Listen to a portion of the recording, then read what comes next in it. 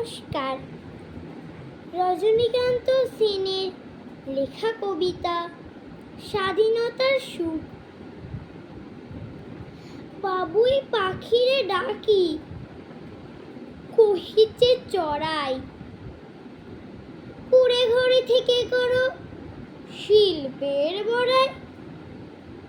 আমি থাকি মহাসুখে অট্টালিকা পড়ে, তুমি কত কষ্ট পাও রোদ বৃষ্টি ঝড়ে।